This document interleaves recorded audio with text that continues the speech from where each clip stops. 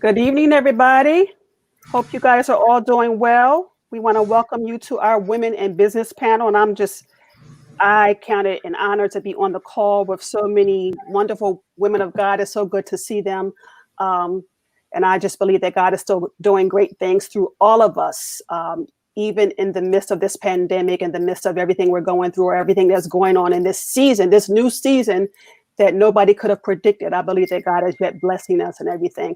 So I want you to do us a favor while you're coming in. I want you to click like and click share, like and share. Share this broadcast with your friends, with your family. Let them know that we're going to be here just for about an hour, talking, getting down to the nitty gritty on women in business, because we know that there is a difference. We're not trying to shade the men, but we know that there is a difference sometimes between women in business and men in business. So if you could click like and share for us, that would be great. So I want to start off by introducing myself. Then we're going to go around and everybody's going to introduce themselves. Of course, I'm Valerie Prescott from Bethany Baptist Church. I serve as the events manager there, and I am also the administrator for the Abundant Harvest Fellowship of Churches. That is a covenant covering for our pastors. Presently, we have about 100 pastors in the fellowship. And then I'm also owner of my own personal business, Kingdom Consulting and Event Planning. Kingdom Consulting and Event Planning. Then we have my Sister Deborah Dickerson. She's going to introduce herself and give you a little background about what she does. Okay, thank you, Reverend Prescott. My name is Deborah Dickerson. I am Director of Operations for a meetings and events company entitled East-West Connection. I manage a team of 75 people and guide and mentor and deliver wonderful meetings for our corporate clients. Amen. Sister Jane, you want to go next? Sure. Thank you very much. My name is Jane Ellen Miller. I work for Campus Works, Inc. It's a technology firm that works with colleges and universities. And for the past 2.5 years, and effective last week, I guess they just extended the contract for another year, I've been serving as the Vice President of Information Technology at the largest community college in Maryland, where I have a team of 170 people, and had to take the college, which has 60,000 students and 5,000 employees remote. I love a challenge. That was a challenge, but I have a passion for work in higher education with a focus on technology, and I'm always working to mitigate risk. That's good stuff. Sister Danielle. Good evening, everyone. I am Danielle Shorter, and I am the founder and CEO of Danielle Shorter Image Group. And our main goal, our mission, is to empower a world of individuals walking out their life's purpose while looking and feeling their best.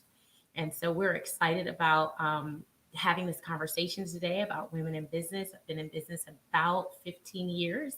She looks too young for that, right? Huh? I said she looks too young for that, right? 15 right years. Out of college, kids, right out of college. That's good. So I'm excited about having the discussion and, talking about the journey, because it's definitely a journey. So hopefully any questions that you all may have, I'm definitely here to be an open book and transparent about the ride. And it's definitely a ride. So I'm excited. And then I also have some experience still in corporate America, so I can you can speak for both sides. Perspective as well. Okay. So yes, please share your questions, type them in the chat, and we will address those questions. And I think everybody on the call kind of agrees that it's a wonderful thing to be able to work in your passion and work your purpose. I don't know about you, but there was a time where I had a job where the money was good, but there was no passion. And those days were so long. So it's a wonderful thing to be in an arena where you are very passionate and you feel like you are living your life on purpose. So we're going to jump right in. We're going to start with the topic. We have several topics we want to talk about tonight. And again, we want you to jot your questions down and send them in so that we can address those. But we want to jump right in and talk about gender parity. And Sister Deborah is going to talk to us about that a little bit, share with the audience what we mean by gender parity. And Reverend Prescott. Yeah, so, and it's simplest terms, I think we all recognize that there's never been equality in the workplace between salary inequities between male and female. So that's pretty much what gender parity is, where there's not equal access to opportunities, resources, and literally having women have a real seat at the table where strategy is being discussed and strategies are being driven for the future. So that's what we mean when we say gender parity. I don't know, like in my experience, working with a Fortune 500 company, that was prevalent from the top to the bottom. And we really never, as women, or myself as a double minority, as a Black woman, I never really felt like I had a voice. Sometimes my male counterparts would entertain me by asking my opinion or asking me to participate in a project, asking me to participate in a work stream that was happening. But at the end of the day, my voice really wasn't heard. And the decisions were always made by my male counterparts. So that, I think, is still prevalent in many of our lives today, fortunately for me. And we'll talk about that later. I'm not experiencing that now, but I know many of you are. And it's still something that needs to be spoken to and addressed. So, ladies, somebody tell me how you dealt with or are dealing with the frustration and the disappointment attached to gender parity. Like, what do you do to relieve yourself of the pressure, the disappointment, the frustration of knowing your male counterpart that's doing the same job as you is making 30% more than you? I think you figure out how to fight back. Okay. And I have been in a profession that traditionally male, and even today in the leadership role, traditionally male. So I will tell you that when I walk in, they don't expect me. And when they do know that it's a woman, by virtue of my name, they don't expect me. They looking for Becky. And so I've ended up being, when I first was moved to New Jersey, and there are 49 colleges in New Jersey, and I went to be IT director at one of the largest community colleges. And I didn't realize it at the time, but out of that 49, there were only 2 women IT directors out of all the. And out of that 49, there was only 1 person who was not Caucasian, right? And one of the things that I've just always had this thing is that kind of drives me, right? You think we can't, I'm going to show you different, right? And that means you're always prepared. And I think I learned that from my parents, where you go in and you're prepared, right? But I think the other thing in terms of getting to gender parity is part of our DNA has to be about empowering others. Because I know I certainly can't do it all, and have this view of no one gets left behind. So demonstrating how we help each other. So I'm always looking to mentor other women who are in technology and haven't thought about the fact that they can rise up to the top levels. Okay. So Danielle, have you experienced anything similar to that? Yeah, absolutely. So for many that don't know, I'm actually also an electrical engineer. And so I'm in an extremely male dominated. I didn't know that. Yeah. And so it's been something that I've had to deal with through college, right? You walk into a room, you're in your classrooms, and they're pretty much dominated by men. And it is, like was said earlier, you literally have to prove yourself every step of the way. I've had to go into meetings with, CIOs, CTOs, and my sales counterpart might have been a male or a white male. And they're looking to them for the expertise. And the funniest thing is that when they have to turn to me and say, she's the one, you have to go to her to get all of this technical information to figure out how we're going to meet your business objectives. It's a shock, but you have to always be prepared. And you're studying longer, you're working harder to prove yourself that you are enough. And that goes into this whole confidence, right? Of knowing exactly who you are, having the self-confidence, and being able to demand the respect that is generally, inherently given to other males within the industry. And you have to say, no, I'm here and I'm a force to be reckoned with. I know my stuff just as well as anybody else, and you will hear me, you will listen to me, and you will benefit from the information that I'm bringing to the table. Okay, but can I be honest? Yes. Right, I like all of those answers, but doesn't it get draining sometimes? It does. Doesn't it get draining sometimes to know that you have to, I'm a hard worker, and, I'm not afraid of hard work. But for me, sometimes it gets draining to have to always prove yourself. And then I think you have to bring confidence to the table. But I think there's a balance as females, right? As females, I'm just going to be real. I think there's a balance that has to be had between being confident and defensive. Anybody want to speak on that? Yeah, I'll speak on that. I think that that's what we perhaps emotions go to a defensive mode, right? And that is something that we definitely have to control, because that is also a stereotype. Absolutely. And an expectation that our male counterparts expect from us. Right. And to Jane's point, that is why mentoring is so critically important, right? For those of us who've had the benefit of that guidance, during our career, it really helps. But we tend to go to that emotional place first.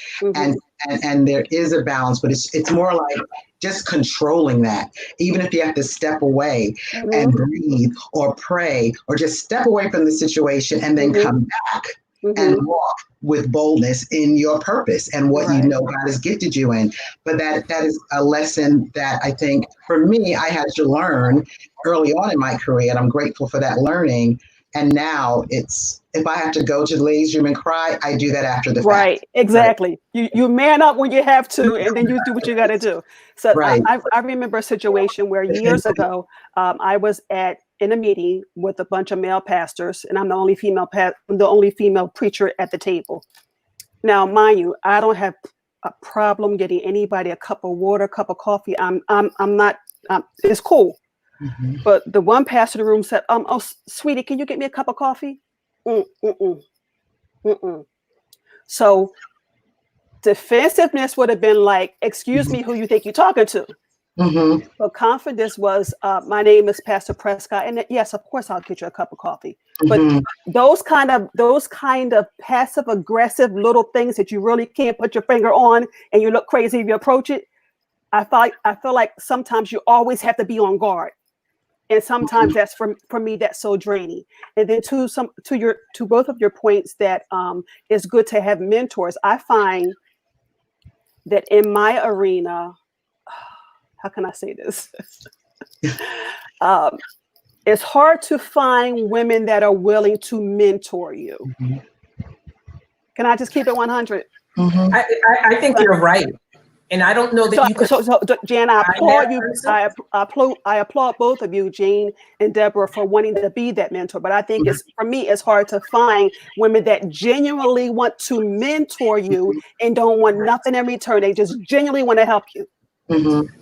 I think you're right about that. And I often feel I can't go find the mentor. It's almost like the mentor seeks me out. Right?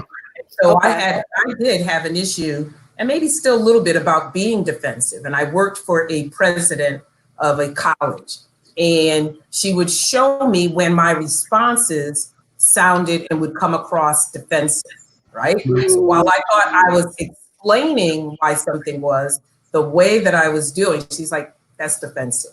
And I watched her. And so she actually mentored me, because what I saw was somebody who was willing to help me, right? Somebody who was willing to make sure I had all of the tools to rise up. And so it was after her that I had my first vice presidency at a college. But that's not how we went into it.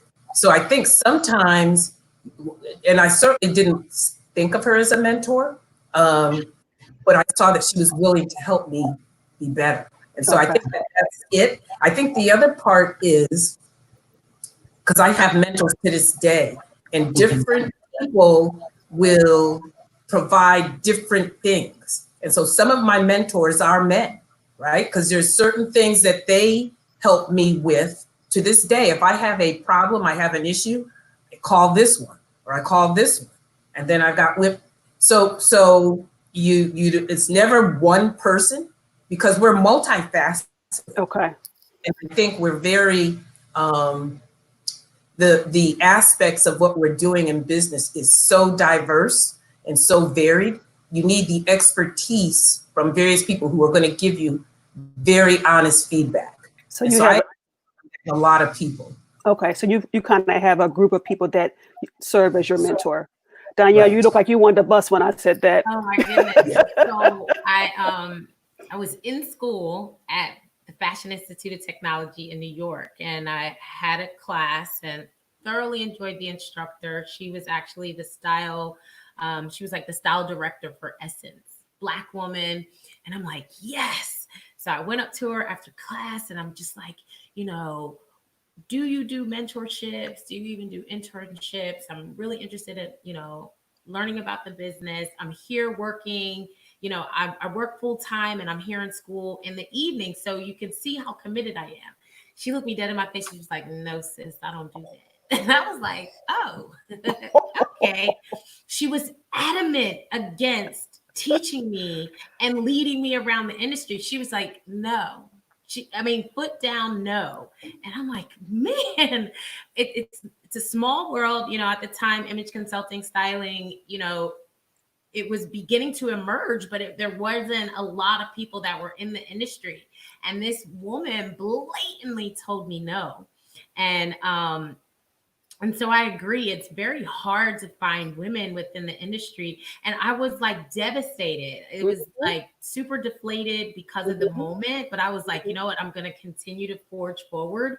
I found more help from the males within the styling and image consulting industry than the females and even Black females. And my heart was so hurt by that. And so I think one of the things that I do to this day is I will always extend myself to try to help someone within the industry. But again, it goes back to that confidence, right? Knowing that there is enough business, there is enough work for all of us. And then if this is the thing that God has designed you, you know, and ordained you to do in life, you're going to be just fine. And you don't have to stop someone else's shine.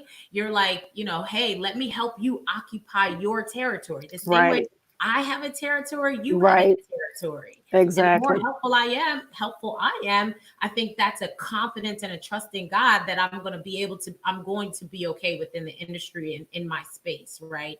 So yeah, it was very disappointing, but it's definitely propelled me into being more of a mentor for the up and coming stylists or image consultants or just women in business, because I was met with such a rejection as to just looking just for mentorship.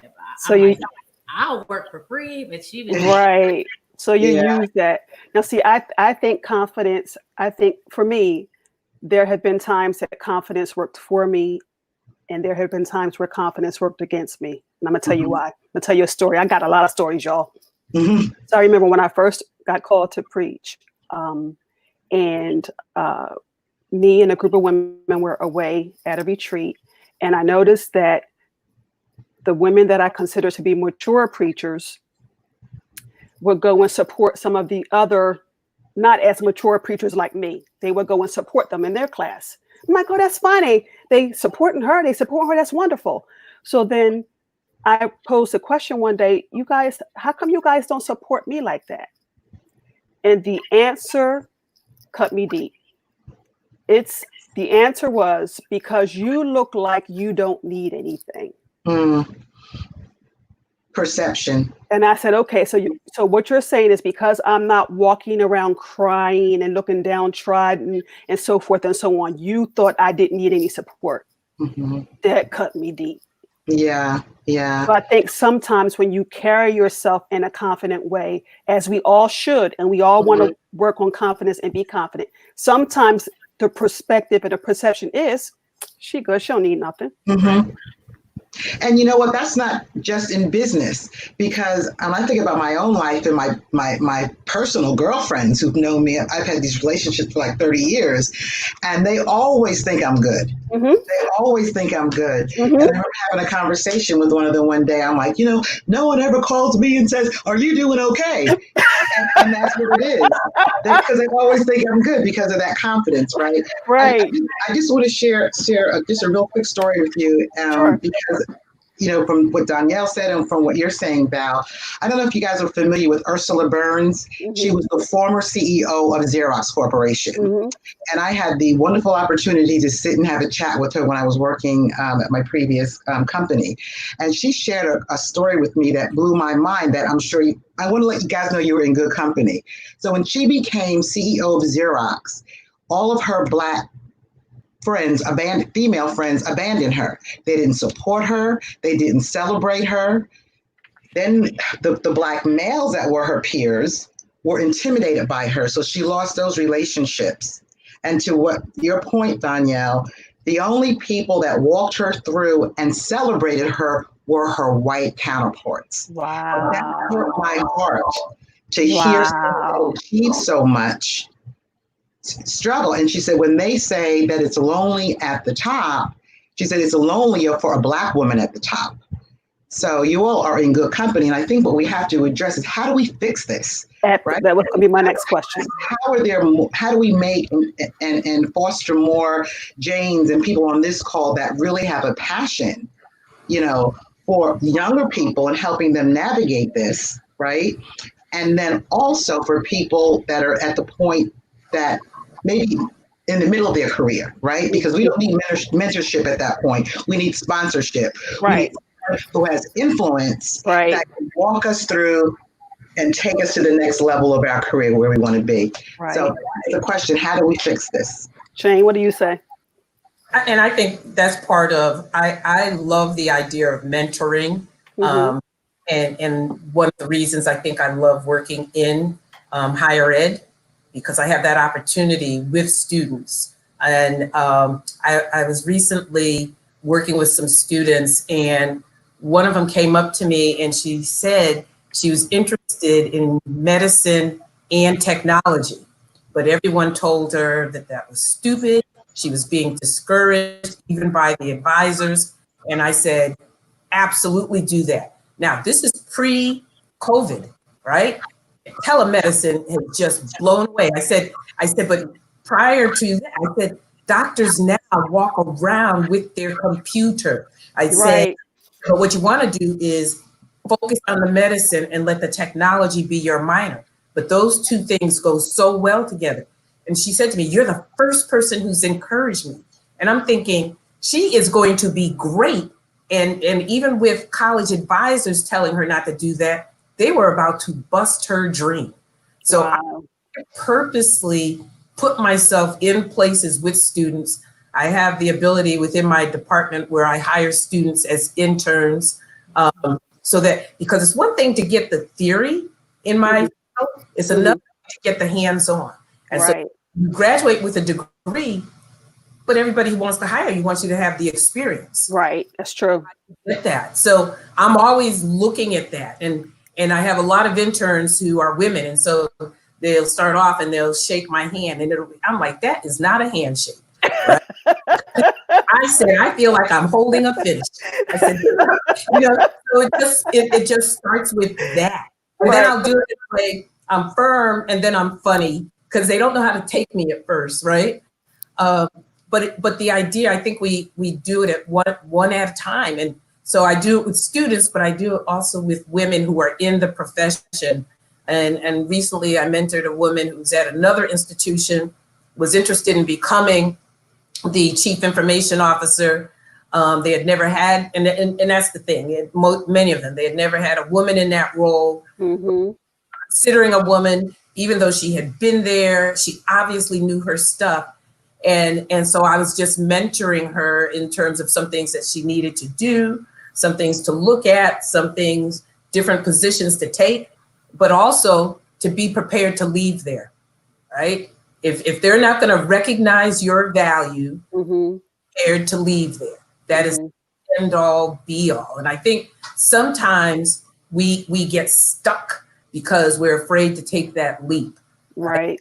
That's part of it. Well, funny thing is, there's someone on my team who feels he belongs in that job. He interviewed at that school. And then the gentleman who I replaced where I am also interviewed there. And she ended up getting it. And I'm just like, oh, if they only knew I was mentoring her. Wow. So you just don't ever know. But I think it's one at a time, right? Okay. And if that's part of doing it in your field, that's part of your passion, so that the next young lady doesn't have the experience that Danielle had, where the person is saying no, right? Mm-hmm. Then I think that's how we get at it. Okay. So you, Jane and Deborah, you sought out people to mentor because you didn't have that when you needed it. Absolutely had that. And I am very excited to share with you that the woman who mentored me and gave me my very first job in 1974. What'd you say? I still speak to her today. Wow. I still speak to her today. And this, when I talk about mentoring me holistically, with the exception of, my faith, she took me to my first French restaurant. She took me on my first trip out of the country. Oh, wow. And she sent me home from work when I showed up, which she considered to be with inappropriate dress. Wow. And in addition to all of that, she prepared me for what I was faced once I landed in corporate America.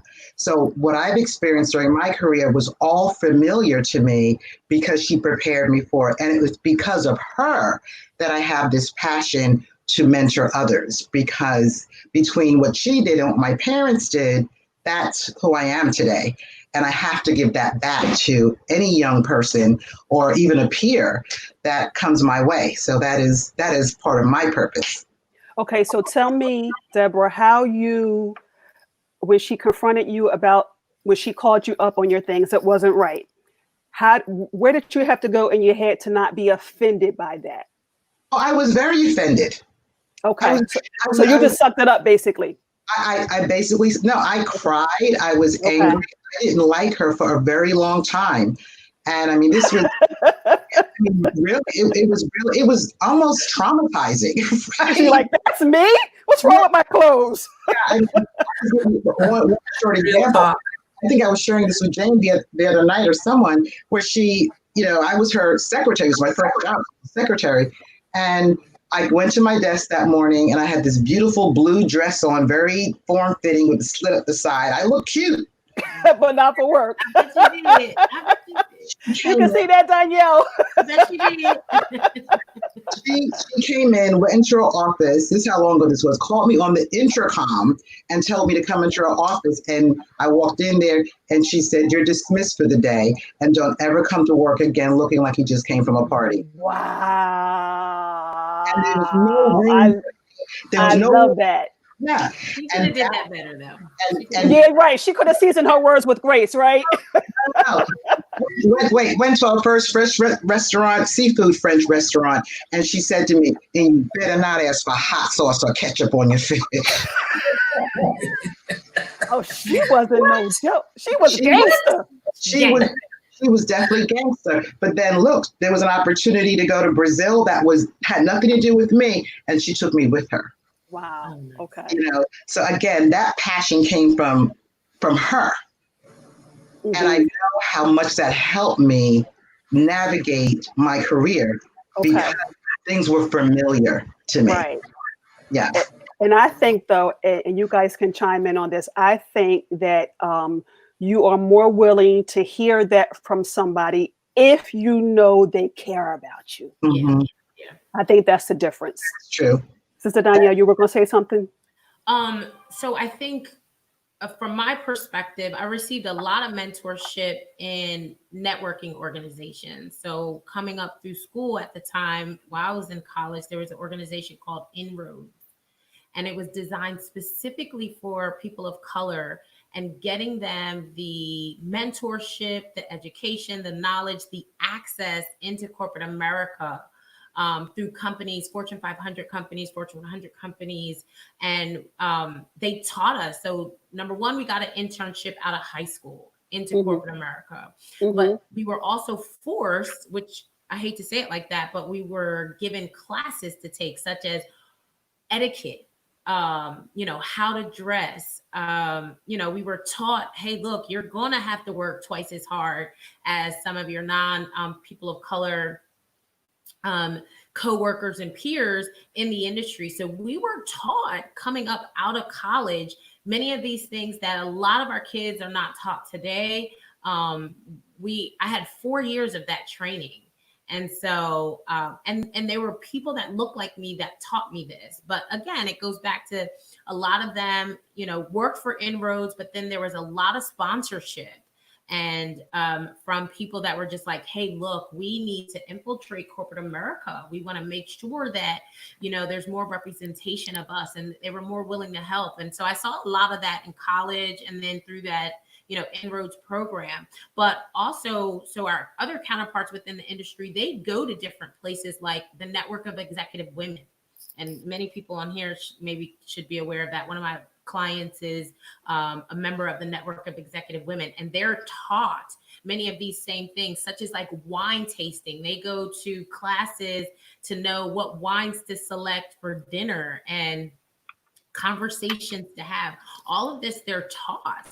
And they go in and they get the sponsorships because there's, you're coming up through corporate America, and then there's someone that's an executive that may already be there that gives the sponsorship that we're talking about. So now there's a fee that you have to pay. Many of the ladies that might be participating in the conversation today might even want to ask their companies, hey, do you have a connection into organizations such as New Network of Executive Women, and you can pay for my sponsorship because this is a part of my leadership development track. And that way the companies are paying your fee into these membership fees into these organizations for you to be able to get the exposure and the training you need to excel within the ranks within corporate America. That's really great. There is a program, and actually I introduced Pastor Nick to this. There's a program out of New York that Microsoft actually sponsored. It's called SKIP. It's a selective corporate internship program. And that's what they're doing with young people. There's a program, and they're teaching them, in addition to them getting their education and their degrees, they're teaching them etiquette. They're making them learn how to play golf and all these other things to help them socialize as they navigate their future. And so my company, for one, we're working directly with them to help and assist in that process. And I would really love, Reverend Prescott, if we could get involved in something like that, really have a bona fide official program. Would be good. Help our young people navigate what they can't even anticipate right now. And I think that's very needful because growing up and even in my adult years, I didn't have a lot of mentors, and I'm sure there's a lot of people out there that want the mentorship, but they don't even know where to start to have it. I think another key thing that a mentor will teach you is the difference between being assertive and being aggressive, because there is a big difference. So let's talk about that. Being assertive and not having it confused with being aggressive. Anybody want to chime in? Sometimes I think for us, and especially as Black women, right, it might mean taking off the armor and exposing your heart, right? And that's part of being vulnerable. I think in our roles we have to be brave and vulnerable, and in our roles as leaders, where people are not accustomed, I think, often to see a Black woman in that leadership role, you really may be assertive, but it's interpreted as aggressive because they're not used to seeing a woman in that role. They're used to women in other spaces, right? And so a male in that space doing and saying exactly what you're saying is not going to be viewed as aggressive. Absolutely. I've come to learn that. And so I'm firm, but I'm polite and professional, And then I think you have to be prepared, and because you don't get to this level just sliding in. you got to be prepared to do the work, right? Whatever that is in the field that you're in, and do it with integrity, empathy, and honest conversations. And I think the empathy and integrity, if you have those, you're not going to be aggressive. Now, sometimes you have to be aggressive, right? I had Sometimes you got to go there. some folks across the ocean in a country where they have a very they have a particular view of women. Mm-hmm. That's just the way it is. And when I was first on the phone with them, I didn't know that they were in that country. And so we're waiting for other people to get on. And because of our virtual world, so it was like, oh, where are you? I'm in New Jersey. Where are you? Oh, we're all in India. I'm like, oh, right. And what they were doing is they represent a very, very large international global technology company. And they were saying, you're using our product incorrectly, therefore you owe us this amount of money, right? And they had been talking to my second in command, and he had been given a figure. So I'm like, okay, let's set up this meeting and I'll get in, okay? Because they're not ready for me. So the initial thing, as we are waiting for everyone to get on the line, is just polite chit chat. Hey, how's it going? You know, how are you doing? Where are you? Yeah, it's sunny here. And then everyone's on. All right, so tell me what this problem is. Well, we've been talking to you about this for a while. I said, you've never spoken to me. I said, so let's not go with what you've done and who you've talked to in the past. Never spoken to me. So I think that kind of drew them back. Mm-hmm. And then they were, well, you're using our software, but you really shouldn't be. I said, so your software says it's for educational purposes. We are a college. The faculty are using it to teach students. Show me and tell me what part of that isn't educational. Well, if they're using it, it needs to be written in the curriculum. I said, show me the contract, right? Oh, we sent that to you. I said, you didn't send it to me. So they pull it up on the screen, right? And they have it highlighted and it just says for educational purposes. I said, what you just said is not in this contract, right? I said, so I think we need to just end this conversation and I'm going to get my general counsel involved. Now, general counsel had already told me to handle it, but they don't know that, right? And so why don't you send me that contract, right? And what's the amount that you said that we owed? So they had told him tens of thousands of dollars. Now they're telling me it's 18,000, right? When they told my partner, it was just under 100,000. I'm like, oh. I said, send that to me in writing too, right? We haven't heard a peep out of them. So in that case, I did have to be aggressive because they were coming a certain way. So it wasn't about being assertive, right? It was armor on because you were coming after the college, right? But in my normal interactions with people, I'm not aggressive. I'm assertive, right? But I think that's the part of take off the armor and lead with the heart. I think it's also about you can be brave and vulnerable at the same time. And I think when people see brave and vulnerable, they'll come to see that's not aggressive, right? That's a trait of a leader.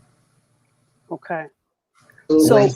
So somebody simplify it for me and tell me what you think it for the audience, the key difference between being assertive and being aggressive.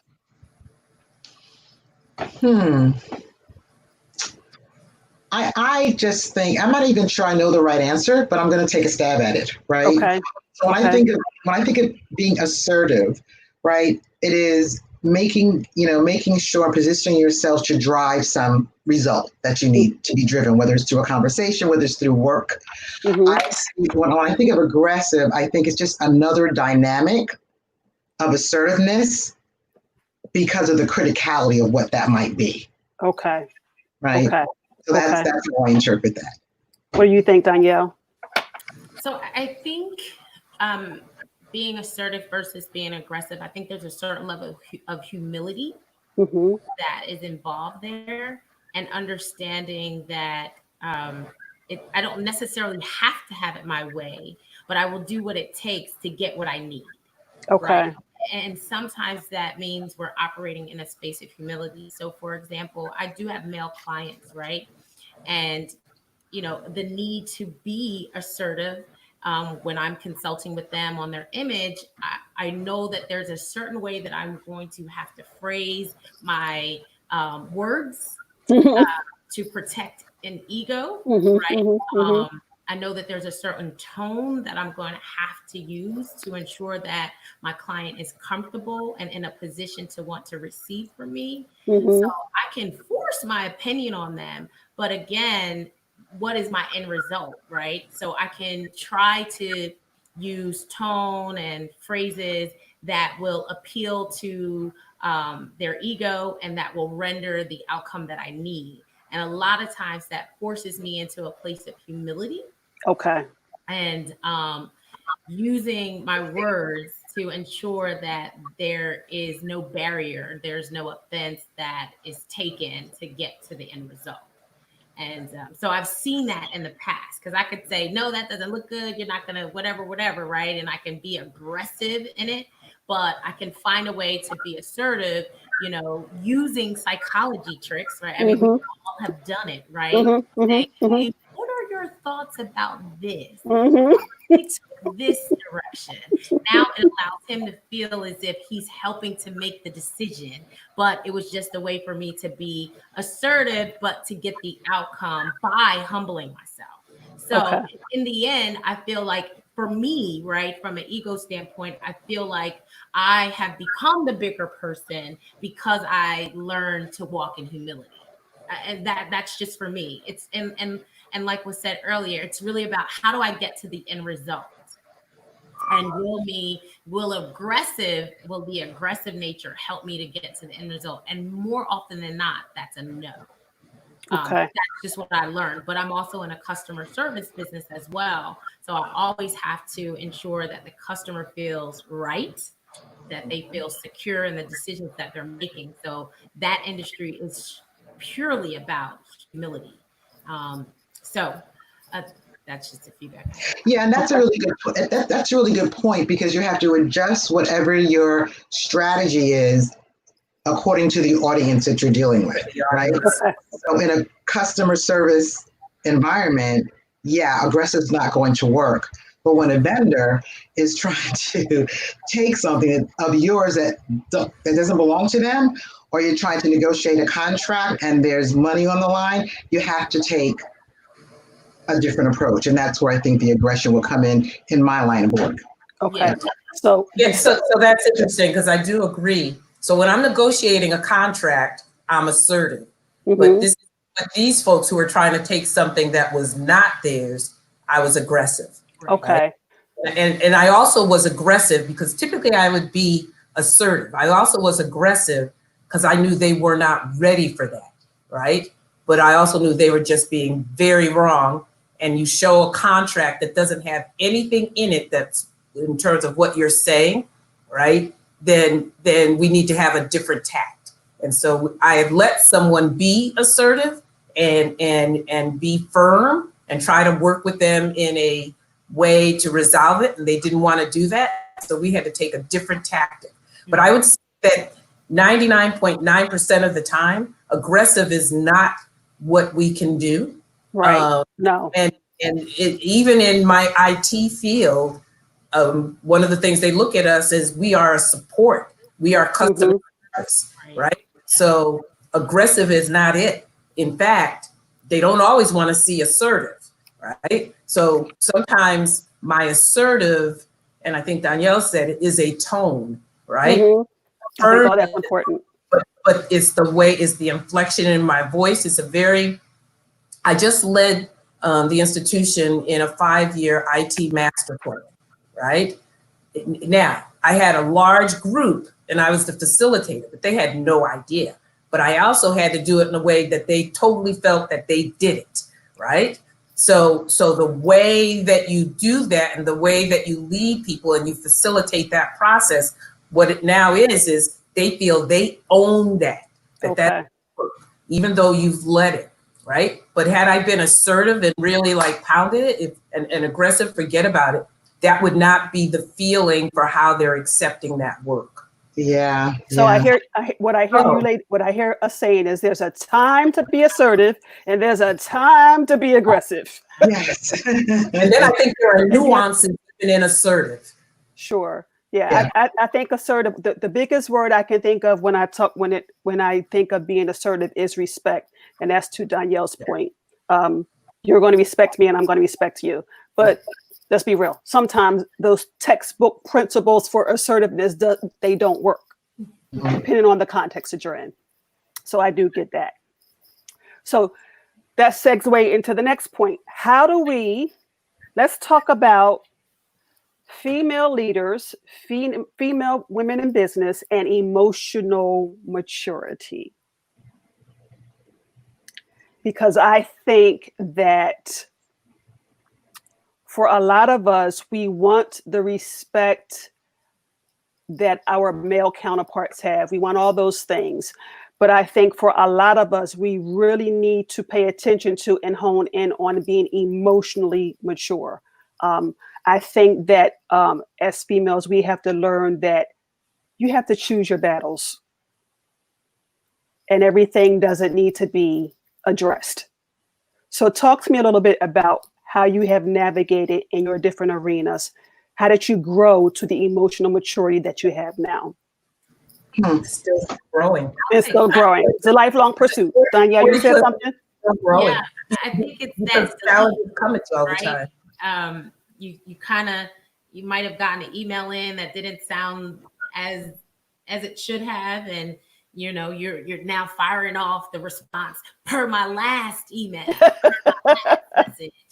And then you get through it and you get out what you need to say, but you just don't hit send, right? So you get to a point where you're just like, let me get it out. So whether that's going to the bathroom and having a conversation with yourself, whether you're in the shower and you're having the full-blown argument, with that person in the shower, and it's just a matter of getting those emotions out, and then the clarity comes back as to, okay, I don't need to say all that. I've deleted about 10 lines out of this email. I've gotten to the point, hey, just an FYI, a heads up. So I think that emotional maturity comes, I think we need to get it out, because a lot of us as Black women, we do a suppression. So I think having some type of outlet, having some type of thought partner where you're able to share, get it out, and then come back to it. Like, I am queen of the non-respond. Okay. That's wisdom. Yeah, that's wisdom. Because normally that first response is not the right one. Right. Or I am queen of processing. Like, okay, let me take a few minutes and process this. So I can better understand what is and I think Bishop said this before, reaction versus the response. Exactly. So wisdom allows us to respond because we're factoring in the results of our actions, right? And then instead of the reaction of, I'm just going to go off and he's just going to get, or she's just going to get whatever I got today. And so it's the wisdom of it, being able to get out the emotions, but knowing when to subtract what is not necessary, taking the time to process, and then learning what is worth a response. And I think that's something we can apply, not just in business, with friendships. Straight across the board. Yeah, I think that's really on point. And actually, during my career, I had gotten some feedback. First of all, I follow the same principles, Danielle, in terms of if I'm feeling emotional about something. I say I used to do that. I don't need to do that anymore, but I would do the email, but then I wouldn't send it. Right. That was a result of some feedback I got from one of my leaders way back when, who said, Deborah, you are absolutely right. You are absolutely right in this situation, but you're not going to win because your emotions are overshadowing the facts. Absolutely. And he said to me, if you take the emotion out of that, the facts can stand alone.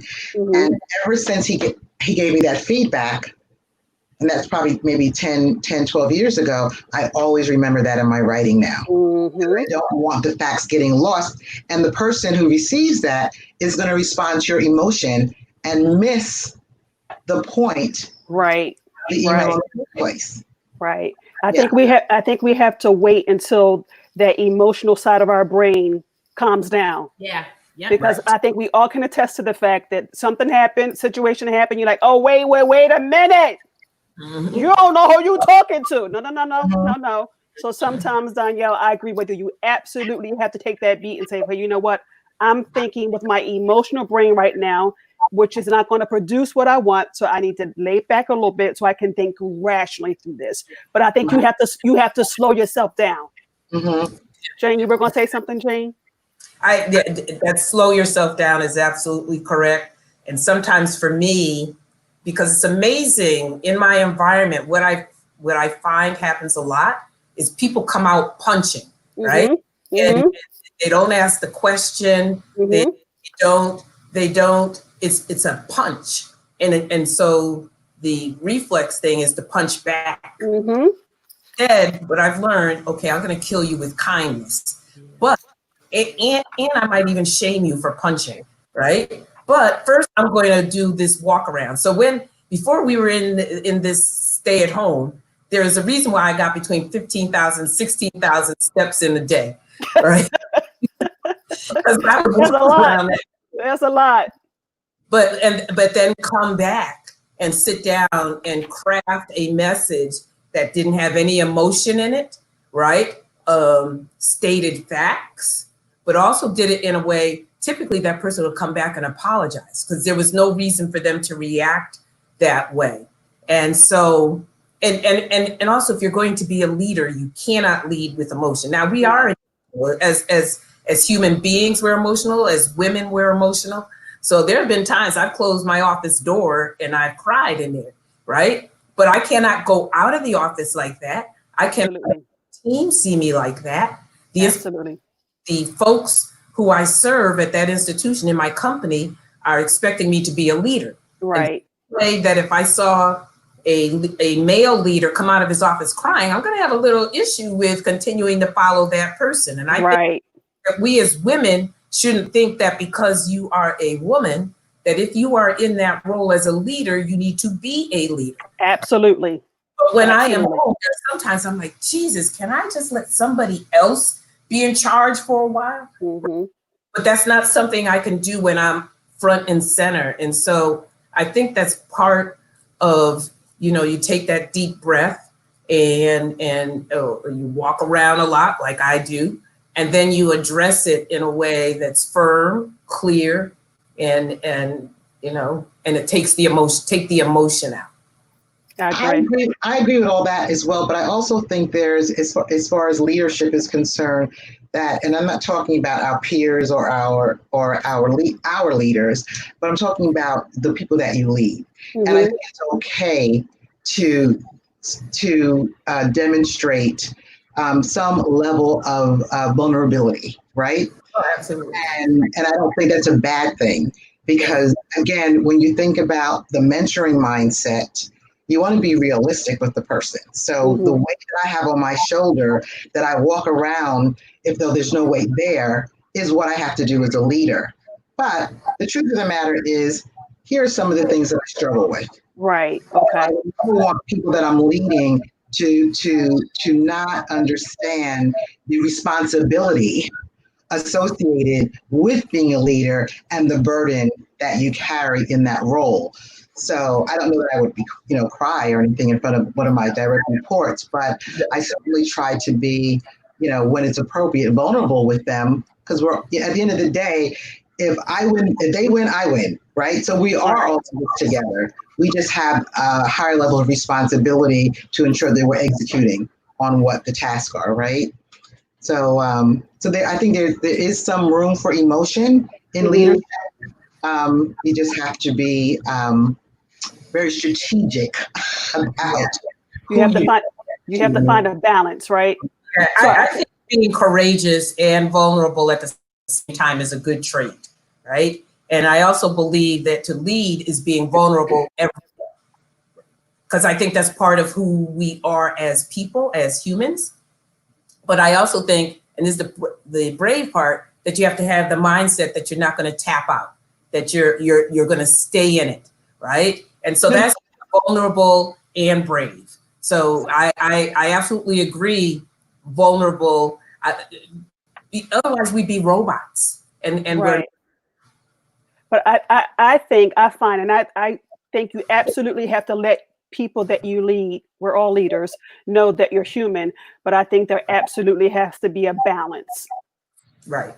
Right. I think there's some things, you can share, and there's some things that you really absolutely have to keep close because you still want to be viewed as a leader. And I think sometimes people will take advantage of insecurities. So I find that there has to be there's a fine line between that, and you have to find a balance. And the other thing, and we're going to close in about 5 minutes. The other thing I find with female leaders that I find intriguing is that, so I serve over the Fellowship of Pastors, male and female pastors. And there have been female pastors over the years that have said, well, Bishop, we need a certain set of teaching for us as females. But I think what they were missing was that Bishop is feeding your gift, and the gift is not male nor female. So I think sometimes we want to say, I want to be treated as an equal, but at the same time, we're saying, treat me as a female. Has anybody ever experienced that?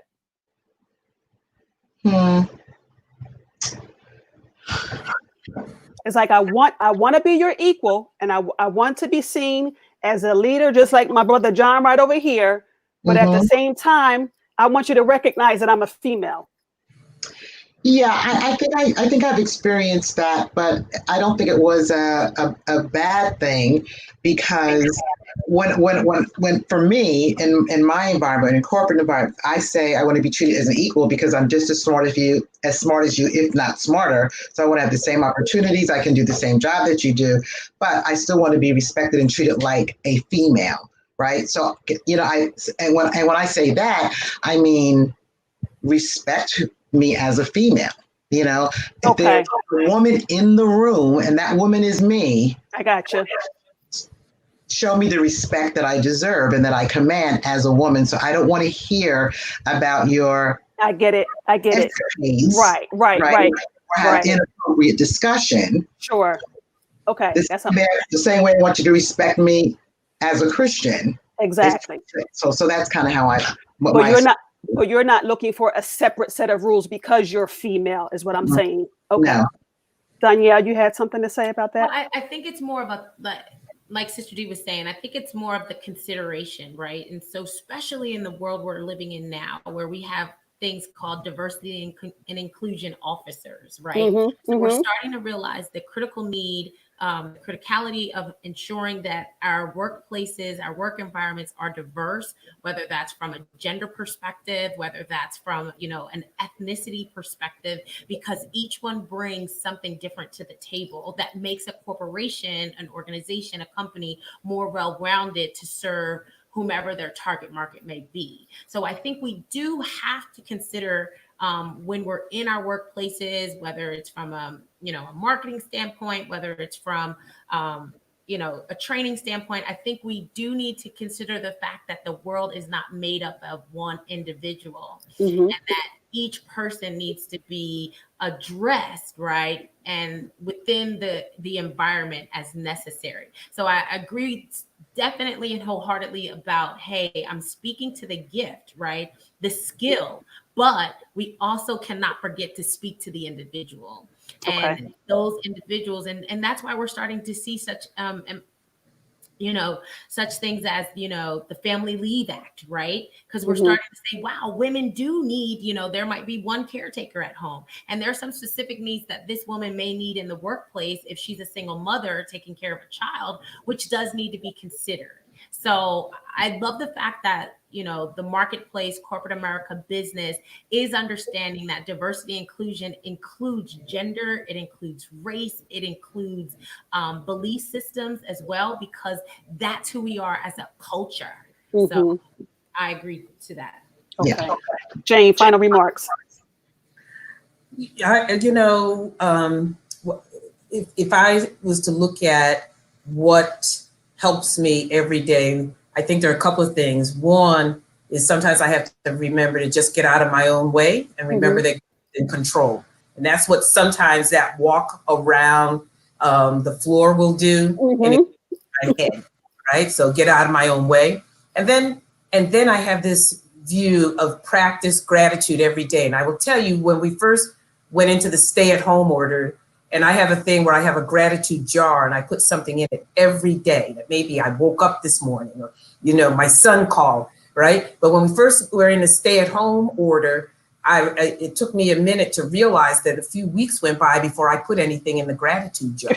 Right. You're like, everything sucks. So I had to check myself, get out of my own way. Right. And then be grateful that I was alive, that I was in a nice warm home, you know, that my church is online, you know, right. Grateful and celebrate those victories. And I think because we're in a very strange time right now. Yes, we are. We're just navigating life these days that it's very, very challenging. But I think just kind of remembering that while we're navigating through this, there's a victory at the end. Absolutely. So I do that. And so now my gratitude jar is looking pretty. There you go. You're going to need another jar, right? Yeah. Yeah. Well, this has been, I believe this has been a very timely discussion. I'm grateful that we had the opportunity to share in this platform, and I hope that we'll be able to do it again. If you are listening, I ask that you please share with your friends. Keep this going, because somebody needs to hear what we're saying. You see here on the phone, on the call, experience from all different levels, all different backgrounds. So I think everybody can glean and gain something from this conversation. So I just want to once again thank you, ladies, for hanging out for an hour, talking about what you do. And one thing Bishop told us during this pandemic, there is an opportunity during this pandemic that God has available for us. So I hope that we will all see as the opportunity that is probably right in front of our faces that we're not even acknowledging yet. So if you guys have any other closing remarks, and then we're going to close on out. Anybody? Just one quick thing, and it really does piggyback off of what you said, Reverend Val. It's just start. A lot of people come to me and ask me, you know, how did you start your business? I didn't have a blueprint. There wasn't a blueprint. I literally just started. I fell on my face. I constantly fall on my face. I take failure as a lesson. I'm no longer afraid of failure and rejection. I just do it. Like Nike says, just do it. So if there's any woman that's a part of this discussion today, that's looking either to change careers, start a business, that's looking to, really just launch out. If you fall, dust yourself off, get back up, because like Bishop tells us, we have been created to solve a problem. Yep. There's a problem in the world that you have been created for. Just start. Who cares if it's not perfect? Who cares if you really don't know? Start. Whether that's posting, whether that's baking out of your home, whether that's writing, whatever it may be, just start. We've been given this kind of divine rest, this Selah moment. Use this time of pause to start. Absolutely. Because we're going back to normal one day. Yeah, we sure are. Deborah, you have any closing remarks? Yeah, I would just say, I'm going to go old school on y'all and say, I'm passionate about, and I would charge you all with each one, teach one. And it's really important that we come out of our comfort zones and we reach beyond ourselves and reach our millennials and help them and to teach them how to navigate their future. And we can't always rest on, this is how it was for me. Right. We need to meet them where they are today. Open up our hearts, our minds, and listen to what their experiences are.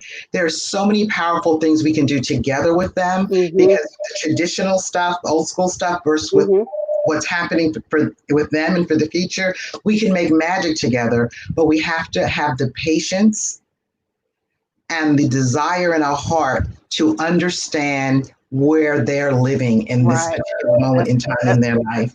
That's because true. They're still going to need what we have to offer based on our experiences, but we really can't feed them without having a good understanding of what experiences are. So Sure. that's what I think is So important.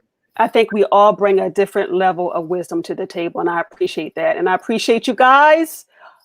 It's been fun hanging out with you, and I hope we get to do it again soon. Again, Facebook, if you're watching, whatever platform you're watching on, please share, share, share. Listen to this all over again, and be kind to one another and share. Amen. You guys have a good evening. Our time here has ended, and I hope to see you all soon. Take care. Bye-bye.